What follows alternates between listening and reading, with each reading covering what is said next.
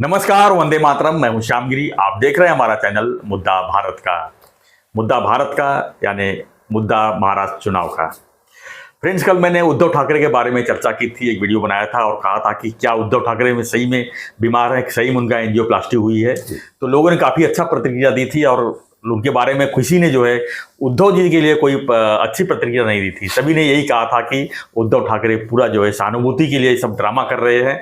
जैसे ममता बनर्जी ने पश्चिम बंगाल में कभी प्लास्टर पैर में चढ़ा के जो है चुनाव प्रचार कर रही थी, कभी माथे में जो है होल करके जो है खून निकाल के चुनाव प्रचार कर रही थी और सहानुभूति लेकर चुनाव जीतती थी। कहीं ना कहीं ये इसी ट्रैक पर उद्धव ठाकरे चल रहे हैं, ऐसा लोगों का कहना था। तो यहाँ पर एक सवाल और भी उठता है कि उद्धव जी जिस तरह से अपना तबीयत के बारे में प्रचार कर रहे हैं और उनको एंजियोप्लास्टी हुई है, उनको बेड रेस्ट की जरूरत है, 1 महीना जी, तो क्या ऐसा लगा ऐसे हालत में पवार साहब चुनाव के बाद जो है अगर मुख्यमंत्री की बारी आई उनके हाथ में, अगर कह रहा हूं मैं, ये नहीं कह रहा हूं कि मुख्यमंत्री की बारी आ जाएगी, अगर वो मुख्यमंत्री बारी उनके हाथ में आई चुनने की, तो क्या उद्धव जी को चेहरा सामने लाएंगे कि ऐसे बीमार आदमी को सीएम बना देंगे, या फिर उनके सामने और कौन सा विकल्प है? क्योंकि सुप्रिया जी का नाम भी इतना चर्चा में नहीं है कि वो उनको मुख्यमंत्री बनाएंगे। हाँ, हालांकि कई बार बयानबाजी हुई है कि अगला सीएम जो है कोई महिला होगी, तो महिला में सुप्रिया जी भी आती है, उद्धव जी की पत्नी भी आती है, रश्मिताई, और तो कोई तीसरा चेहरा तो दिख नहीं रहा है। तो आज हमारा विषय यही है कि क्या उद्धव जी सही में बीमार हैं, और बीमार हैं तो इसी हालत में शरद पवार जी जो है क्या करेंगे? क्या कांग्रेस को दे देंगे फिर से सीएम का चेहरा, या अपने पास ही किसी और के विकल्प देखेंगे? सर, आपके पास कोई इनपुट है तो बताइएगा। सर, वो इनपुट जो मेरे पास है वो पूरी दुनिया के सामने है। अभी आज शरद पवार जी का एक वीडियो दिखा रहे हैं, मतलब एक सभा है, उसमें उन्होंने खुलेआम पे बोला है कि जयंत पाटिल जो अभी पार्टी के अध्यक्ष है महाराष्ट्र के, उनको मैं ऐसी कोई जवाबदारी विधानसभा के चुनाव के निकाल के बाद देने वाला हूं कि जिससे वो महाराष्ट्र को आगे ले चले और महाराष्ट्र को प्रगतिशील बनाए और महाराष्ट्र का सपना साकार करे। अब ये तीनों चीजें करने वाला पद एक ही है, वो है मुख्यमंत्री पद जी। तो इनडायरेक्टली उन्होंने, और लोगों ने भी बहुत तालियां बजाई और मुख्यमंत्री ऐसे नारे भी लगाए। तो शरद पवार ने देखा उनकी तरफ और बोले कि जो जनता चाहती है वही होता है। मतलब एक तरह से वो इशारा ही था जयंत पाटिल के लिए। जयंत पाटिल को संकोच हो गया, वो खुद बोले कि अभी इलेक्शन होने के पहले कुछ ये नहीं करेंगे। साहब ने भी बोला है कि इलेक्शन होने दो, जीतने दो, बाद में हम तय करेंगे। तो मैं अभी कोई ख्वाब देखने वाला नहीं हूँ जी, जो होगा तब तो होगा और साहब निकाल देंगे, इसका निर्णय देंगे। तो एक तरह से जयंत पाटिल का नाम उन्होंने इनडायरेक्टली आगे किया है। वो क्यों किया है? तो मुझे ऐसा लगता है कि अभी उद्धव जो है वो लंबी बीमारी के साथ जूझते रहेंगे। ये हार्ट अटैक जो उनको आया, मतलब आने वाला था तो रोक लिया उन्होंने, ये किया, एंजियोप्लास्टी किया है। और एंजियोप्लास्टी के बाद तो 1-2 महीना उनको आराम करना ही है और फिर वही हो जाएगा कि बीमार मुख्यमंत्री है, क्या मुख्यमंत्री पद चलाएंगे, फिर फेसबुक पे आएंगे, लाइव आएंगे, क्योंकि प्रचार में भी वो भाग नहीं ले पाएंगे।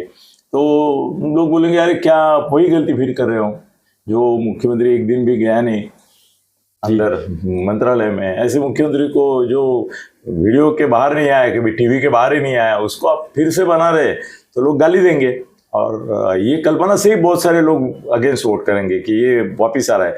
उद्धव वापिस आना ये कोई मोह की बात नहीं है, ये आकर्षण नहीं है, लोगों को परावृत्त करने वाली बात है। अरे बाप रे उद्धव आ रहा है, अरे बाप रे उद्धव आ रहा है, ऐसा हो जाएगा। बिल्कुल। तो लोगों को उद्धव नहीं चाहिए किसी भी हालत में, पटोले भी नहीं चाहिए।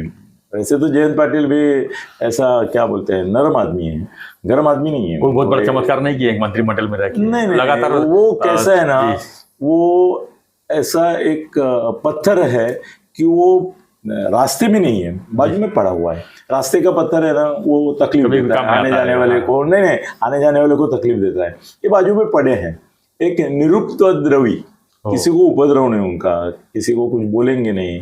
पार्टी में जो भी हल्ला गुल्ला होता है, शोर मचाते हैं, ये करते हैं, उसके लिए वो अपने को जिम्मेदार मानते ही नहीं है।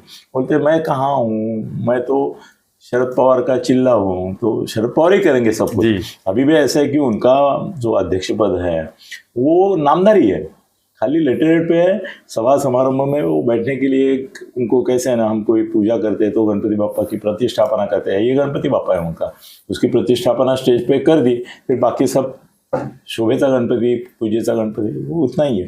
तो कैसे है ना कि उनको मुख्यमंत्री बनाना मतलब सुप्रिया को ही बनाना है इनडायरेक्टली।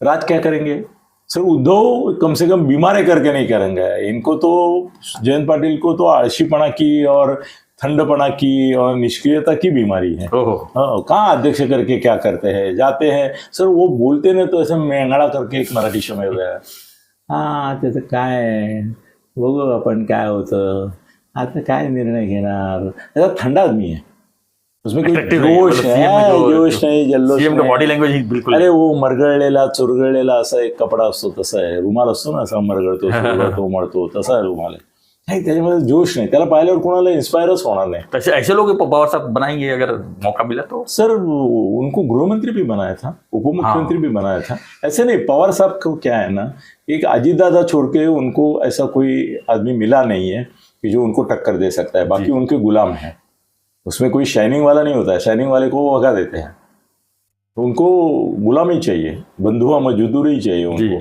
तो अजीत दादा नहीं रहे, पहले भी वो भी थे, अभी नहीं है। तो जयंत पाटिल एक अच्छा क्या बोलते हैं ना कि पपेट, हाँ पपेट है। वो भी हमारा रामदास पाध्ये का है ना कि उसको ऐसा टुक टुक करते कटबुल्ली बावली, वैसा है वो। और वो भी एक्शन तब करेगा जब शरद पवार ऐसा पकड़ के उठाएंगे, नहीं तो उतना भी नहीं करेंगे। तो वो मुख्यमंत्री करके बिल्कुल कामयाब नहीं होंगे। तो उनका भी नाम लिया उन्होंने। अगर सर, मतलब ये किया, एक महीना चुनाव का प्रचार बाकी है, एक महीने के पहले ही जो है उन्होंने इस तरह घोषित कर रहे हैं पवार साहब, तो क्या पवार साहब के ऐसे कहने से लोग वोट दे देंगे उनको? नहीं, उनको चाहिए कि वोट मत दो। वो तो अपना नुकसान कर रहे हैं फिर पवार साहब। नुकसान ही कर रहे हैं। जयंत पाटिल कोई अट्रैक्टिव नाम ही नहीं है, मराठा है, इसके सिवा कुछ नहीं। सर उनके पिताजी मेरे दोस्त थे जी, राजाराम बापू पाटिल। मेरा क्या है ना, उम्र ऐसा है ना कि इनके सब बाप मेरे दोस्त रहते हैं। तो जयंत अपने राजाराम बापू पाटिल है ना, वो उनके दोस्त थे। खैर असल में शरद पवार को जयंत पाटिल को साथ नहीं देना चाहिए, क्योंकि राजाराम बापू पाटिल का नाम फाइनल हुआ था 1978 में वसंत दादा के खिलाफ बगावत करके चीफ मिनिस्टर बनने के लिए। वो जनता दल में थे उस समय। और एसएम जोशी जिनका मैं पीए था उस समय, उनको पता चला कि राजाराम बापू पाटिल ने पूरा बंदोबस्त किया है कि सत्ता उलट जाएगी वसंत दादा की। तो मेरे सामने एसएम जोशी ने फोन किया शरद पवार को, बोले शरद, राजाराम बापू ने सभी तैयारी केलेली है, अगर तुम अभी बगावत करके बाहर नहीं निकलते तो वो चीफ मिनिस्टर बनेगा। उनकी ही पार्टी का जनता दल के नेता ही एसएम जोशी थे, ये भी जनता दल का था। मगर वो ऐसी, क्या सभी पार्टी में ऐसा ही होता है कि अपने लोगों से दुश्मनी। तो बोले मला तो माणूस व्हायला नको है, तो तू पूरा कर। इसके लिए शरद पवार ने फिर रात भर में बाजू बदली, इधर आए, मुख्यमंत्री बने, और राजाराम बापू बाजू के बाजू रह गए जी। तो जयंत पाटिल को गुस्सा होना चाहिए कि शरद पवार ने मेरे पिताजी को बनने नहीं दिया। मगर ठीक है, अभी उनको भी जयंत पाटिल को अगर शर्म नहीं आती है कि मैं शरद पवार के साथ जाता हूँ जिसने मेरा पिता का विश्वासघात किया, तो शरद पवार क्यों परवाह करें।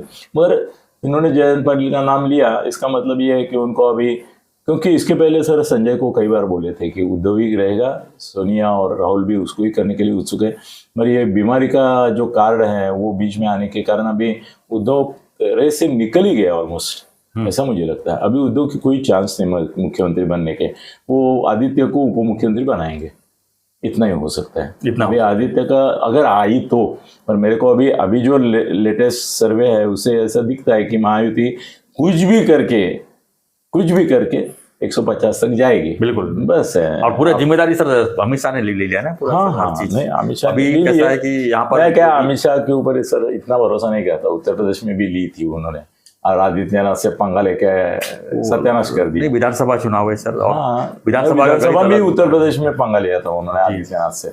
पर यहाँ कोई आदित्यनाथ नहीं है, सब अनाथ ही है। अनाथ ही है, एक नाथ होते हुए भी नहीं, यहाँ के सामने अनाथ ही है। अब यहाँ पर सबसे बड़ी बात यह है कि जो सहयोगी पार्टी जैसे शिंदे साहब है, अजीत दादा है, जो बार्गेनिंग पावर रखते थे, उनको कंट्रोल कर लेंगे वो।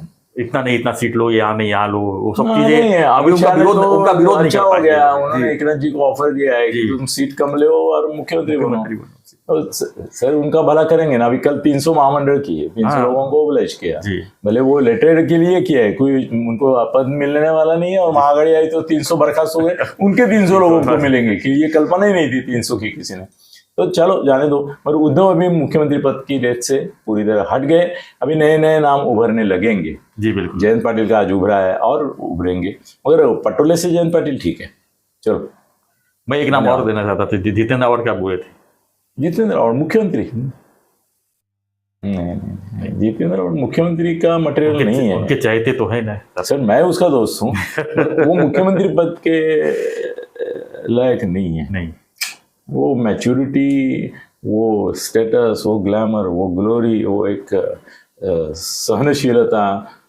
अगर आपको चॉइस करने के लिए कहा जाए तो किसका नाम लेंगी? अगर इसका मतलब नाम तो दो। महाआघाड़ी में, महाआघाड़ी में हाँ, माँ पवार साहब के सामने अगर नाम आती है तो अगर आपसे सजेस्ट मांगेंगे तो क्या कहेंगे? मैं संजय का नाम लूंगा मुख्यमंत्री पद। क्या बात? तो ये शरद पवार का चॉइस थे ना, संजय राउत, क्या उन्होंने बोला था तू बंद करके। तो फिर तो बहुत बड़ी बात कर दी आपने। और सही बात है, संजय राउत का नाम 2019 संजय राउत के मन में चला इच्छा था। है, मुझे मालूम है, मगर उद्धव है करके वो नहीं कहता है। खैर ये अगर बगर की बात है, माँ अगर गाड़ी की बात चली तो संजय राउत का नाम लेने अभी के फिलहाल कारण ये सब भाग गए। ये मामला अभी बहुत दूर है, चर्चा करने में क्या जाता है। हम तो चर्चा ही कर रहे थे, और जो जानकारी रहेगी, खासकर चर्चा वाली जानकारी भी रहेगी, तो हम आप तक पहुंचाएंगे। खैर, आपकी क्या प्रतिक्रिया है फ्रेंड्स, हमें कमेंट बॉक्स में लिखिए, उद्धव ठाकरे के बारे में, शरद पवार जी के बारे में, और जो आगे की चर्चा है। तो ऐसी खबरों के लिए बने रहिए हमारे साथ, देखते रहिए हमारा चैनल मुद्दा भारत का। चैनल को लाइक शेयर सब्सक्राइब जरूर करें। धन्यवाद। जय हिंद, जय महाराष्ट्र, जय श्री।